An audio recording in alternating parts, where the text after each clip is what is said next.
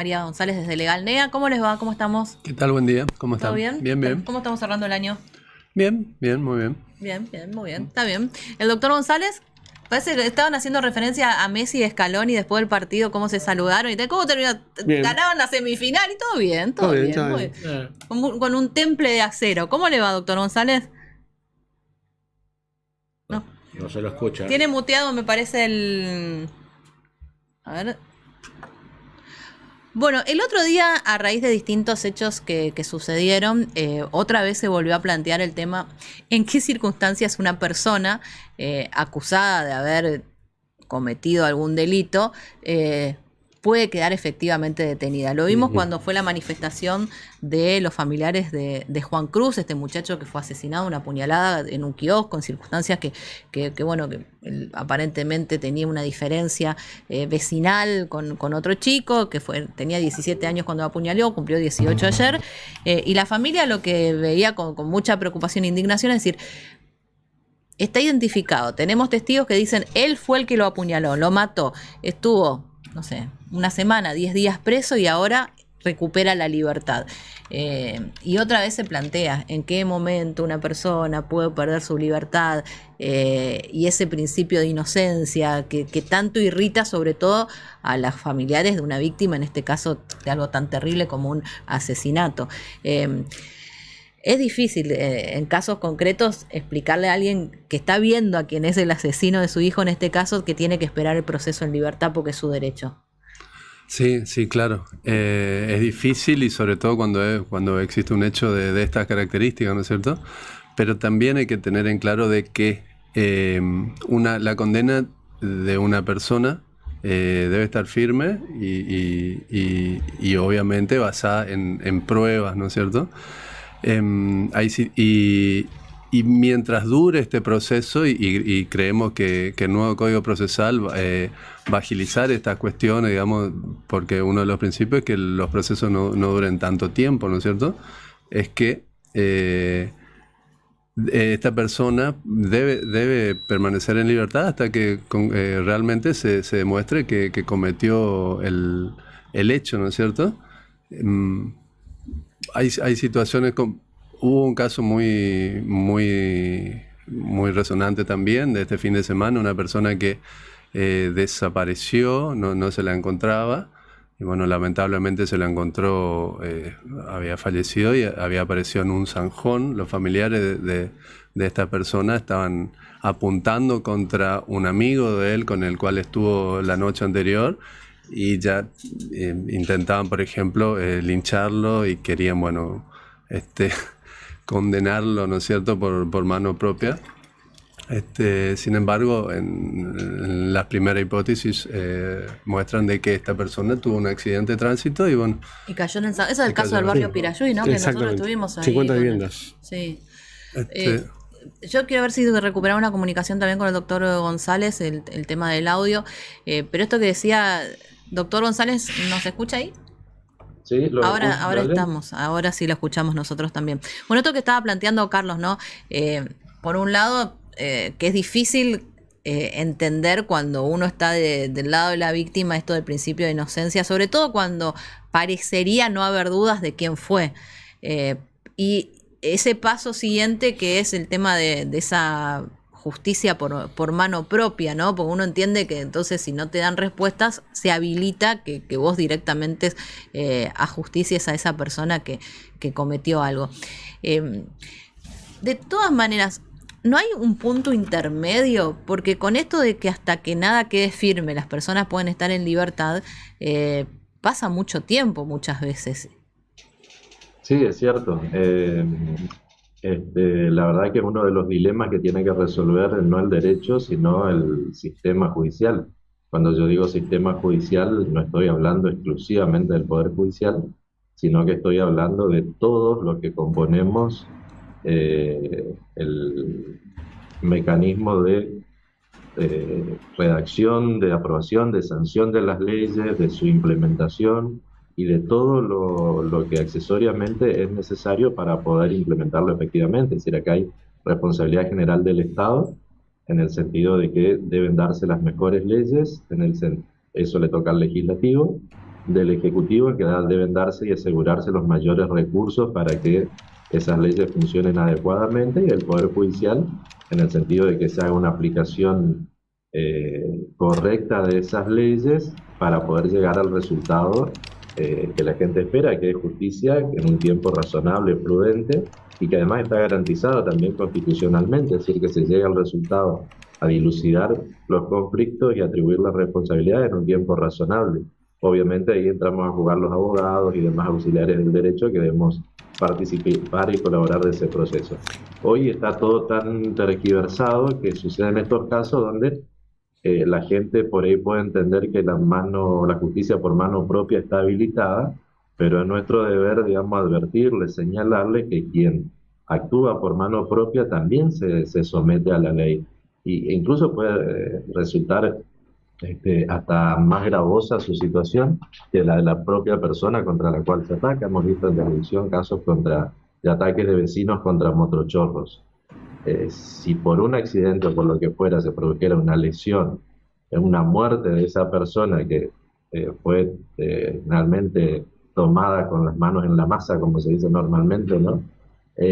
Cometiendo el ilícito, aquel agresor, aquella persona que participe de ese tumulto, va a terminar con una condena más grave que aquella que tanto El motochorro, sí, que Gustavo. lo molestaba, digamos, ¿no? Entonces, los casos de autotutela, como se llaman, o de autodefensa, son muy, muy limitados en el derecho, porque justamente las normas están para tratar de poner orden social y no garantizar o promover el desorden. Doctor, ahora hemos modificado, ya lo hemos conversado, el nuevo Código Procesal Penal de Corrientes, y antes se decía de que por allí aquellos que estaban en la parte de investigación, los fiscales, los jueces, exageraban con el tema de las prisiones preventivas a las personas que estaban sujetos a un proceso judicial que terminaba o no en un juicio. O sea, te tenían preso demasiado tiempo por las razones Z, o porque no te puedes, o porque te decían que te podías escapar, entorpecimiento de la causa, o por lo que fuera, pero tenías que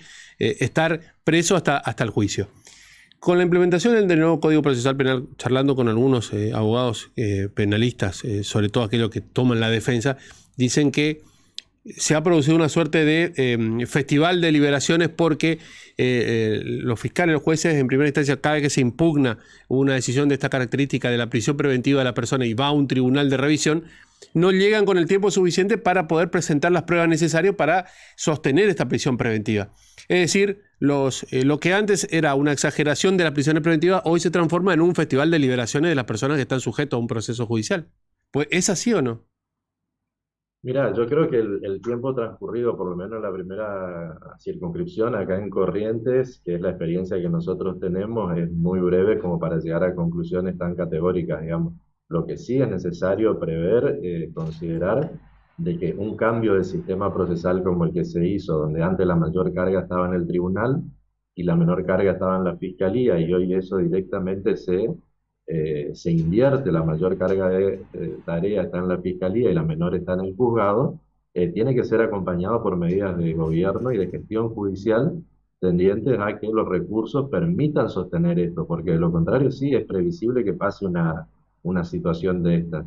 Eh, Hay un error grave, grosero, creo yo, que de pensar que cambiando la ley se cambia la realidad. Y no es así, lamentablemente no es así, no es necesario solo el cambio de la ley. Hay que proveer de recursos, hay que proveer de elementos de infraestructura, hay que proveer de capacitación y sobre todo hay que generar un cambio de cultura judicial, que ahí en que nos comprende también a los abogados claramente, para poder implementar estos nuevos modelos. De lo contrario, nos quedaremos en mucha teoría que es muy bien defendida, porque en el campo del deber ser, cómo deberían ser las cosas en el mundo ideal, esto es así, nadie debería permanecer un minuto preso si no tiene una condena, y debería estar preso solo cuando se den situaciones muy, preventivamente digo, cuando se den situaciones muy, muy graves y muy, muy puntuales. En el mundo ideal esto debería ser así. La práctica en el sistema anterior nos mostró que lamentablemente, a su vez, la prisión preventiva tenía que ver más o menos con la capacidad de contratar o no un servicio jurídico, un buen abogado para la defensa de la persona. Y en estas circunstancias Entonces, pasaría lo mismo, doctor. y en estas circunstancias podríamos, como bien planteaba Gustavo, yo no creo que sea una realidad actual, pero podría ser un escenario si no se toman las medidas del caso, ¿no? Carlos, esto un nuevo, a ver, ¿cuándo se implementó el nuevo código? Hace poco, un mes y pico, menos por ahí. Sí, ¿Y ya se nota en el ejercicio de la profesión, digamos, que los cambios, no sé, se van haciendo o no? ¿Cómo lo viven? Sí. Bueno, yo creo que varios los actores del sistema de justicia, tanto los abogados, la fuerza de seguridad y los mismos funcionarios de la justicia están digamos, empapándose, y también hay algunas confusiones al respecto, digamos, dentro de estos tres ámbitos. Pero entendemos que está bien encaminado y que o sea, que es un sistema mejor, o sea, que es un sistema mejor al que se tenía en general. Sí, totalmente. Y bueno, y además se aplican en realidad, y la idea es esa, los principios de celeridad, de inmediación, de poder ver Nosotros al juez. Lo que veíamos, pero así muy desde el lado, digamos, de la noticia, que en jurisdicciones por ahí más chicas, donde ya se implementó, es como que daban los tiempos para que las causas se resuelvan rápidamente, y es como que todo funcionaba. Acá en Capital es como que los tiempos, que son bastante más cortos para que todo sea más rápido, por ahí choca con esto que decía el doctor González, si realmente se tienen los recursos personales, sobre todo, o sea, si hay cantidad de gente suficiente para estar en las audiencias y a su vez contestando los papeles, y qué pasa con todas las causas anteriores a este cambio. Entonces como que por ahí no es tan fácil al principio, pero bueno, sí es cierto, es muy poco tiempo para hacer alguna conclusión. Claro, y justamente la idea es esa, digamos, dejar de lado tantos papeles, y que generar esas cuestiones y volcarla a papeles también genera tiempo, atrasos, etcétera. Entonces la idea es desformalizar, digamos, quitar el formalismo, plantear más la cuestión de la oralidad y de la inmediatez, y bueno, y con eso darle celeridad, ¿no es cierto?, a los procesos, para que una persona que está acusada dentro de un tiempo razonable, bueno, o se la condene o se la absuelva, ¿no es cierto? Y hay una cuestión puntual también que ya más o menos la estuvimos hablando, de que las prisiones preventivas se dan únicamente para evitar, digamos, de que esta persona pueda frustrar la investigación o se pueda escapar, ¿no es cierto? Pero si no, debería estar en libertad. Obviamente, a muchas personas que entienden y están seguras de que él es culpable no le va a gustar, pero va a llegar el momento en que exista una condena y se la cumpla, por supuesto. Doctor González, muchísimas gracias. Doctor Maciel, bueno, para el domingo, pálpito. ¿Seguimos con las cábalas que no son cábalas? Yo creo que... Yo incorporé una a partir de las últimas dos salidas. En la salida anterior tomé en cuenta que había salido con la misma remera que la vez anterior, de la semana anterior. Entonces hoy repetí. No sé si tendrá que ver o no tendrá que ver, pero bueno, pero por la duda. que estamos con una sola remera, pero es parte de la cábala que incorporamos. Sí, yo creo que sí. Hay que respetar las cábalas. Muchas chances. Bueno, buen fin de semana, hasta la semana que viene. Semana que viene todavía estamos, ¿no? Sí. Ya sí. Y además la última semana previa a la feria, ¿no? La justicia provincial y hasta el 30 en la justicia federal. Claro. Muchísimas gracias a ambos. Gracias. Adiós.